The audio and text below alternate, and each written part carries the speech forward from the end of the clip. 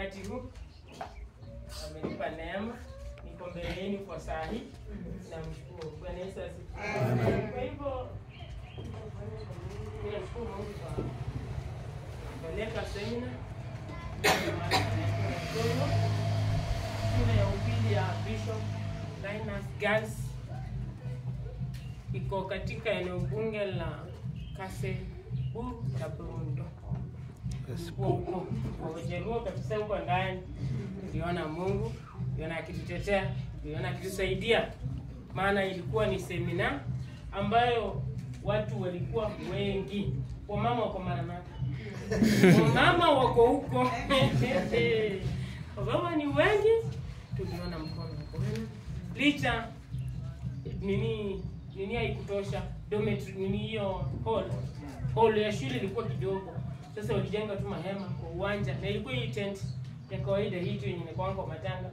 Tulipoingia wakatuambia sasa hapa mkuje tu kwa hii uwanja nyinyi wote. Tunataka tuombe Mungu ashike mawingu kwa sababu mvua inanyesha huku ambayo itabeba hata utu tutende wote tutajipata tunanyeshewa. Kwa hiyo tuchukue hiyo hatua kumwombea Mungu na Mungu alikuwa mwaminifu. Ameshika mvua hadi wa leo. Ilikuwa inakuja manyunyu inanyila inaenda. Nashukuru Mungu. Inakuja mkoko laini ndio hii inakuja chichichi inaenda. Lakini nashukuru Mungu. Haikunyesha ile mbaya. Watu walimuona Mungu, watu waliomba, watu wamama walikesha. Hadi mtoto mama alikuwa anaamka hata saa 10, saa 9, saa 10, saa 8 akakuwa uwanja yeye ajali anaomba Mungu. Bwana Yesu asifiwe. Na tulimshukuru Mungu na tulimuona Mungu. Kwa hivyo tunashukuru wote. Kila aliyetoa fedha zake kuniambia mama enda semina. Mungu ambariki. Hakuna atakayejuta na hakuna atakayeona kwa nitoa pesa zangu nikapeleka nimejuta magonjwa ama njaa. Hapana. Mtakula mtakunywa kwa jina la Yesu. Bwana Yesu asifiwe. Hakuna atakayejuta kwa ajili ya kutupeleka. Na nimeahidi ya kwamba Mungu atusaidie kule. Tumeleta mambo mengi tu. Tutaendelea kufunzana siku baada ya siku nyingine. Bwana Yesu asifiwe. Kwa hivyo nenda kwa neno theme ya hiyo makambi kutoka katika kitabu cha 2 Timotheo wa pili mlango wa pili kuanzia mlango mstari wa 20.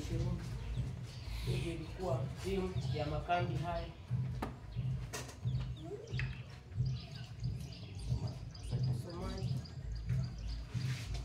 Timotheo wa pili kuanzia 20 nasema, katika nyumba kubwa kuna mabakuli na vyombo vya kila namna, vingine ni vya fedha na dhahabu, vingine ni vya mbao na udongo, vingine ni vya matumizi ya heshima na vingine kwa ajili ya matumizi ya kawaida.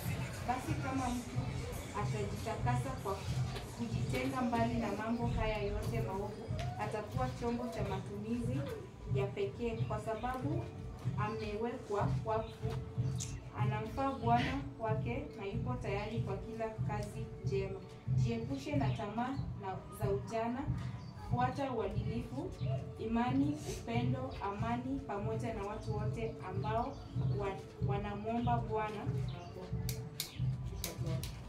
Swali lingine nacho kusema Timotheo wa pili mstari wa Timotheo wa pili 2 mstari 20 nasema, basi katika nyumba kubwa havimo vyombo vya dhahabu na fedha tu, bali na vya mti na vya udongo, vingine vina heshima, vingine havina. 21 basi ikiwa mtu amejitakasa kwa kujitenga na hao, atakuwa chombo cha kupata heshima, kilichosafishwa, kimfaacho Bwana, kimetengenezwa kwa kila kazi iliyo njema. Bwana bariki andiko. Amen.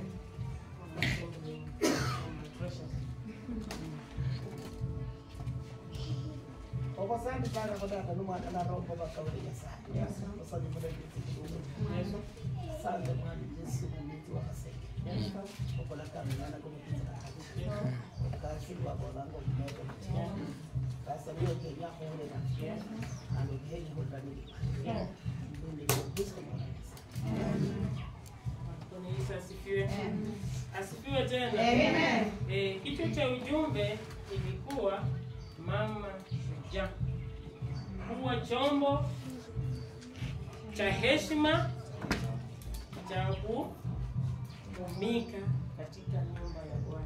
Bwana Yesu asifiwe. Amen. Kwa hivyo ni neno la Mungu ambalo liliambia ya kwamba yaani watu wote ufanyike chombo cha heshima ambacho kinamtukuza Mungu. Bwana Yesu asifiwe. Maana katika nyumba hiyo wamesema kuna vyombo vingi.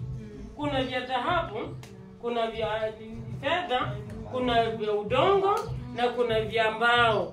Sasa neno la Mungu linatueleza ya kwamba hapo kwa nyumba ya Bwana tu hizo vitu vyote ziko. Na ujiulize ya kwamba wewe katika nyumba ya Bwana wewe ni chombo aina gani? Wewe ni chombo cha mbao? Wewe ni chombo cha fedha? Wewe ni chombo cha udongo? Ama wewe ni chombo cha aina gani? Maana wanasema vimo vyombo, kuna vile ni vya heshima na vingine havina. Bwana Yesu asifiwe. Kwa hivyo ujiulize ya kwamba wewe katika nyumba ya Bwana wewe ni chombo aina gani? Maana wanasema ni vingi viko. Labda wewe ni udongo, kianguka chini unavunjika kabisa. Labda wewe ni mbao, pia unaweza pasuka ama uchomeke. Wewe ni chombo cha dhahabu, chombo cha dhamana ambacho kinafaa Mungu. Bwana Yesu asifiwe. Kwa hivyo katika hii neno linatuambia ya kwamba nyumba ni kubwa. Nyumba kubwa kuna vyombo. Na hivi vyombo kila chombo na grade yake. Bwana Yesu asifiwe. Kwa hivyo tuliona ya kwamba chombo cha dhamani katika nyumba ya Bwana. Na tulipokuwa katika mafunzo, mwalimu alisema ya kwamba ukiwa chombo cha dhamani cha kumfaa Bwana, inafaa kuna vitu ambavyo inafaa uvizingatie ndio ukuwe chombo cha dhamani. Bwana Yesu asifiwe. Labda si kuingia kanisani mapema haionishi wewe ni chombo cha maana. Bwana Yesu asifiwe. Kufanya usafi kanisani haimaanishi wewe ni chombo cha maana. Bwana Yesu asifiwe. Basi kuna vitu ambavyo yafaa uvizingatie kao ndio uwezeshe hii kanisa kuwa chombo cha maana. Alafu neno lile lilirudi kutuambia kwamba hasa iliongelea wanawake, ambapo walisema mwanamke ni chombo cha maana. Wewe ni chombo cha maana kwa nyumba ya Bwana. Hata uko nyumbani ni chombo cha maana. Kuwa chombo cha heshima kwa watu wote. Maana kuwa chombo cha heshima iliyosema ya kwamba pia chombo cha heshima kinajulikana kwa matoleo. Unapokuwa mtoaji mzuri, wewe ni chombo cha heshima nyumbani mwako. Unapokuwa mwombezi, wewe ni chombo cha maana katika nyumba ya Bwana. Bwana Yesu asifiwe. Kwa hivyo inafaa kwamba kijisikia ni chombo cha heshima. Na unasema hiki chombo ni cha dhamana, si cha mchezo. Bwana Yesu asifiwe. Kwa hivyo neno la Mungu linaendelea kutuambia kwamba chombo hicho kinamfaa Bwana, chombo cha heshima. Na ukatufananisha kwamba mama wewe unaamka, wewe ndio huyo kwa jirani. Sasa anaongea huko mawili, unaongeza yako, unapelekea mwingine. Haya wewe ndio huyo kwa nani? Haya shipi yote hakuna kitu umefanya. Ni kazi yako ni kutembea, ni huku unaenda kule, unarudi kule. Walisema wewe uko kanisani mwa Mungu, wewe si chombo cha heshima, maana unagonganisha wengine. Bwana Yesu asifiwe. Ikarudi ikasema wewe ni mama mtoaji mzuri kanisani, unatoa lakini unaenda kusema nyingi. Sio pesa hapana. Hizo ilifanya ningekatako. Kuchukua chombo cha heshima, maana umepeana na kunungunika. Kwa hivyo ukiwa chombo chema toa lakini usiangalie zilifanya nini, zilienda wapi. Hiyo ndio chombo cha heshima. Bwana Yesu asifiwe. Tunaweza kurudi akasema chombo cha heshima. Kuwa mwombezi. Ombea mwenzako. Akiwa na shida simama na yeye. Muombe. Kwa sababu mwingine anasema huyu amepata bado. Acha apate. Na mko naye kanisani, nasikia ni mgonjwa, mama lemewa fulani, ama melemewa mahali pengine, unasema acha bado yeye acha. Acha endelee. Unasema ukisema hivyo, wewe si chombo cha wewe si chombo cha heshima nyumbani mwa Mungu. Maana chombo cha heshima, ukisikia mwenzako ako na shida, simama na yeye kwa maombi. Muombe. Maana utakapomuombea, atakapopata nafuu, hizo shida zitakapomuondolea, Mungu akiwa mbinguni atafurahia. Bwana Yesu asifiwe. Kwa hivyo, ili kusema ya kwamba chombo cha heshima unapofanya kazi ya Mungu, usilalamike. Usema ameanza kwani ndio wala. Ni nzizo kenyeka ngore, hapana. Wanasema chombo cha heshima unafanya kazi pasi na manunguniko. Bwana Yesu asifiwe. Fanya kazi ya Mungu kwa moyo kwa ajili ya nyumba ya Bwana. Bwana Yesu asifiwe. Hata ukatutuma na huko nyumbani, wewe ni chombo cha heshima kwa nyumba yako. Kila kitu ni wewe. Usizembe. Alisema hata mwingine hata kwenda kwa shamba hivi. Shamba utakuta Mungu wewe. Tunakuwa mzigo. Wanasema hata mwingine anakuwa mzigo kule nyumbani. Mzara alete ugali, lete mboga, lete nini. Hakuna kitu utafanya wewe, umekuwa mzigo. Hujakuwa mama unashujaa wa heshima kwa nyumba yako. Bwana Yesu asifiwe. Kwa hivyo ndio nilitembea kwamba tuwe watu wa heshima. Tena chombo cha heshima nyumbani mwa Bwana ni kwamba ulisome neno la Mungu. Uwe msomaji wa neno la Mungu kila wakati. Maana utakapolisoma neno la Mungu, litakuonyesha jinsi ya kwenda, litakuonyesha jinsi utanena, litakuonyesha jinsi utaenenda katika nyumba ya Bwana. Bwana Yesu asifiwe. Kwa hivyo kila mtu ujiulize, wewe ni chombo cha aina gani nyumbani mwa Bwana? Maana hiki chombo wanasema ni cha heshima na kinamfaa Bwana. Kwa hivyo unapokuwa katika nyumba ya Bwana, jitetee sana, jitahidi sana uwe hiki chombo cha heshima. Maana ukiwa udongo, utakapokosewa kidogo, unaanguka chini, hauamuki, unavunjika, unakuwa vipande. Kuongeza hizo vipande ndio zirudi ziunge, inakuwa vigumu. Kwa hivyo tujihadhari moyo wa kuwa na udongo. Tuache. Tusiwe vyombo vya mbao. Maana itateketea, itakwisha, itakuwa majivu. Kwa hivyo tukae macho sana katika nyumba ya Bwana, usipende kuwa kitu cha mbao. Maana walisema ya kwamba yule anayetoa hapa maneno anapelekea huyu naye anaongeza roiko, anaweka chumvi, anaweka sukari, anapelekea yule mwingine. Napomfikia yule, unajua imemvunja, imemharibu. Hujakuwa chombo cha heshima nyumbani mwa Bwana. Bwana Yesu asifiwe. Hiyo walisema kwa maongezi. Chombo cha heshima unaonekana vile unaongea. Maana utaongea ndio, lakini sasa maongezi yako yataonyesha huyu atagonza hana tabani. Kwa sababu ya maongezi. Bwana Yesu asifiwe. Kwa hiyo tuchunge maongezi pia, maana ukiwa chombo cha heshima kinachomfaa Bwana, unafaa uchunge na maongezi. Kwa sababu maongezi pia yanahubiri tu vizuri. Utaongea ukila leo mimi ni anzima kama mama. Lakini saa zingine inakuwa ni vigumu. Alafu tena tulijifunza somo lingine la utoaji. Tukawa na somo la kutoa. Walisema kutoa ni kwa moyo, na sio kwa wingi wa vitu ulivyo navyo. Maana utakapotoa kwa vingi, yaani si lazima uwe na vitu vingi ndipo umtolee Mungu. Kwa kile kichache uko nacho ndicho utakachotolea Mungu. Hata ikiwa ni unga nusu kilo, utakata ndani katikati, peleka nusu huku, peleka nusu huku. Maana walisema, mwalimu alieleza vizuri ya kwamba utakapokuwa mtoaji, utoaji una mambo inakufanyia. Utoaji una mambo inakufanyia katika nyumba ya Bwana. Maana walisema chombo cha heshima lazima uwe mtoaji. Kwa hivyo ukitaka kuwa chombo cha heshima nyumbani mwa Bwana, kuna vitu utoaji unakusababishia katika maisha yako. Bwana Yesu asifiwe. Kama sijakosea, walisema ya kwamba chombo utoaji unaweza ukakuandalia chakula kwa nyumba yako.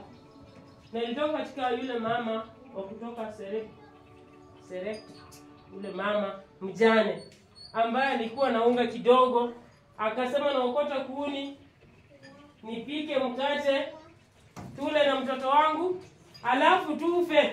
Lakini mtumishi wa Mungu alipoingia, alimwambia mama, hiyo unga ndio utanitengenezea mkate, nikule kwanza mimi. Na tunaambiwa kwamba mama vile alitoa hiyo unga kidogo alikuwa nayo, hakupungukiwa hata siku moja, alikula siku nyingi. Bwana Yesu asifiwe. Kwa hivyo kutoa kunaandaa chakula kwa nyumba yako. Hakuna siku utapungukiwa unapotoa kwa moyo. tena si wingi wa vitu ulivyo navyo. Kile kidogo Mungu amekubariki nacho, utakapokitoa ndipo utakapobarikiwa. Bwana Yesu asifiwe. Kwa hivyo kutoa kunaandaa chakula. Kutoa pia kunaweza kusababishia ukawa na afya. Amen. Hautawahi kuwa mgonjwa ni kwa ajili ya kutoa. Ukitoa kwa moyo, inakuzuia, inakutoa kwa madhara mengine. Maana kutoa pia kunakusababishia afya. Unapotoa kwa moyo mzuri, unapotoa kwa uaminifu, na kile kidogo Mungu amekubariki nacho, Mungu anakuokoa na afya. Bwana Yesu asifiwe. Amen. Alafu tena walionisema ya kwamba kutoa kuna kuondolea, lazima ukiwa mtoaji lazima pia ujaribiwe. Mungu anakujaribu, amekupea kidogo ndio. Hata wewe mwenyewe unaona ni kidogo, lakini nafaa tu utoe. Kama Ibrahimu aliomba Mungu akampea mtoto mmoja huu. Na Mungu anamwambia huyo mtoto ndio nataka unitolee kama sadaka. Alijaribiwa na Mungu ya kwamba nataka unitolee huyo mtoto awe dhabihu. Lakini Ibrahimu kwa maana alikuwa mbaba wa imani, alisema ninatoa mtoto wangu ni kwa ajili ya kazi ya Mungu. Na kusema kweli hakutoa mtoto. Mungu aliandaa njia nyingine.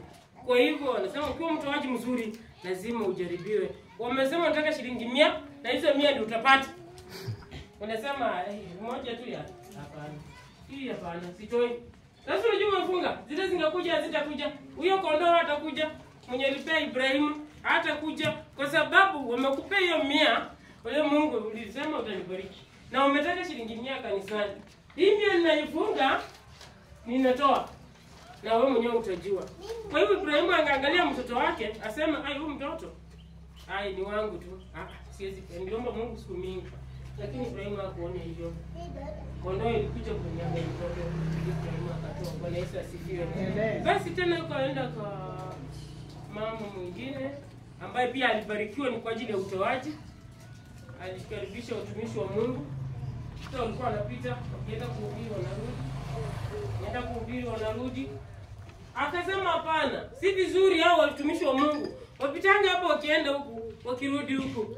Lazima tuwafanyie kanyumba, tuwekemo kitanda, tuwekemo meza, tuwekemo kila kitu ili kwamba wakitoka huko kuhubiri, wanakuja wanatua mahali pale, wanapumzika, wanakula, wanakunywa. Hiyo kujitoa kwa ajili ya watumishi wa Mungu ilisababisha ya kwamba huyo mama na mzee wakahudumia watumishi wa Mungu. Watumishi wa Mungu walipotaka kuondoka, wakawauliza ni nini hamna? Wenyewe walisema sisi hatuna shida. Tuko sawa watumishi wa Mungu. Tuko sawa, hatuna kitu chochote. Lakini kichakazi wao mmoja aliitwa Gehazi. Aliwaambia hapana, hapa kuna shida. Watumishi wa Mungu hapa kuna shida. Hawana mtoto. Na mtumishi wa Mungu akawatabiria kwa maana walitoa vinyo walikuwa navyo, wakajenga hata nyumba. Akawaambia mwaka huu na majira kama haya utakuwa na mtoto. Na bado katika huyo nafasi kweli walipata, lakini bado kulikuwa na kujaribiwa pale. Maana huyo mtoto aliugua akafa. Katika ile ukubali ya kufa, watu wamesema msino. Lakini Mungu ni mwaminifu. Alituma tena watumishi. Mtoto akawa hai, akaendelea kukaa mahali pale. Bwana Yesu asifiwe. Kwa hivyo kutoa kwa nyumba ya Bwana unafaa. Kwa sababu unapotoa kwa moyo na kutoangalia tulienda wapi, utabarikiwa. Bwana Yesu asifiwe. Tulijifunza mambo mengi, tukajifunza wakaenda paka na uongozi, yani walifunza tu mambo mengi. Tutaendelea kufunzana huku tukiendelea. Bwana Yesu asifiwe. Jambo kuu ni kwamba chombo cha heshima nyumbani mwa Bwana kimfaacho Bwana. Kwa hivyo tuombe sana tukue chombo cha heshima ambacho kinampendeza Bwana, chombo cha heshima ambacho kinafanya nyumbani mwa Bwana. Na ukifanyika chombo cha heshima ni lazima ugaramike, uombe Mungu akusaidie kwa sababu hauwezi kuwa chombo cha heshima. Si jambo rahisi. Maana unafika vipindi inaenda mrama, lakini kufikia kuwa chombo cha heshima kinachomfaa Bwana lazima tuwe watu watoaji wazuri. tuwe waombezi wazuri, tubebe wengine mizigo zao, tuwasaidie katika kila namna, kwa maana unapokuwa chombo cha heshima nyumbani mwa Bwana unapendeka, unafurahia mbele za Bwana, unakuwa mtu wa maana katika nyumba ya Bwana, maana usikuwe kwa vyombo hivi ambavyo viko kwa nyumba ya Bwana. Kwa hivyo kwa mama namaliza na kitabu cha Petro wa kwanza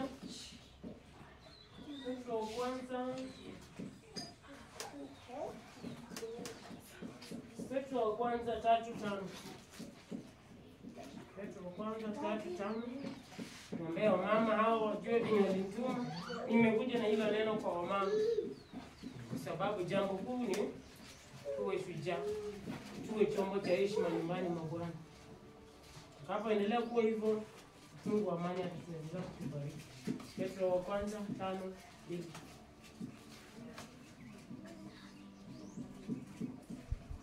Nazungumzia kuhusu heshima. Ndio hapo hiyo Petro inazungumzia kwa wamama. Petro wa kwanza 2:5.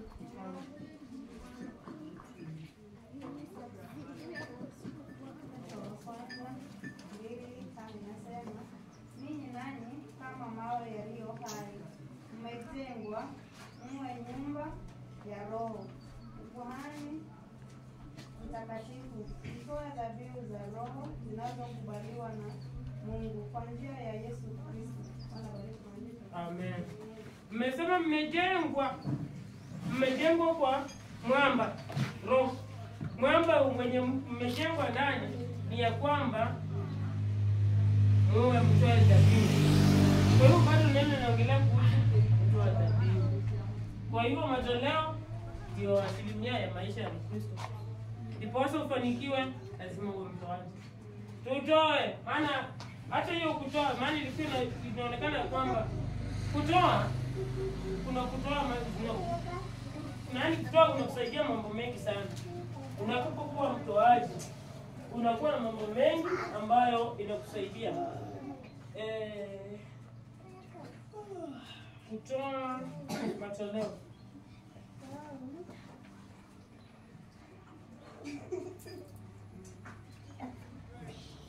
Niuliza kwamba kwa nini kutoa? Kwa nini kutoa? Maana wanasema kutoa, tunatoa kwa sababu pumzi ya Mungu iko katika matoleo. Unapotoa pumzi ya Mungu iko katika matoleo. Alafu matoleo pia huja na heshima. Maana huwezi toa tu bila heshima. Kwa hivyo pia matoleo unapotoa wanasema inakuja na heshima. Kwa hivyo watu zangu, ni hayo tutaendelea kufundishana, ni mengi tu, lakini nimejaribu ndani katakata ndani na kuchambua kidogo tu, lakini ni mengi tumeandika. Tutaendelea kujifunzana wakati na muda na siku zitakapokuja, tutaendelea kufunzana pole. Bwana Yesu asifiwe. Kwa hivyo wana wa Mungu, niyo kwamba tujiweke kwamba ujiulize katika moyo wako, wewe ni chombo cha aina gani nyumbani mwa Mungu? Inatakana wote hivi tuwe na ombi moja, tuwe chombo cha dhamana kinachotumika. Bwana Yesu asifiwe.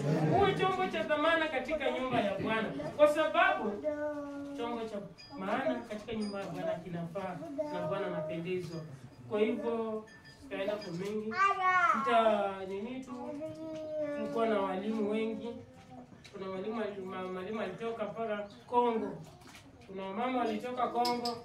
Mama walitufunza mambo na Dorcas. Bila alikuwa mzuri.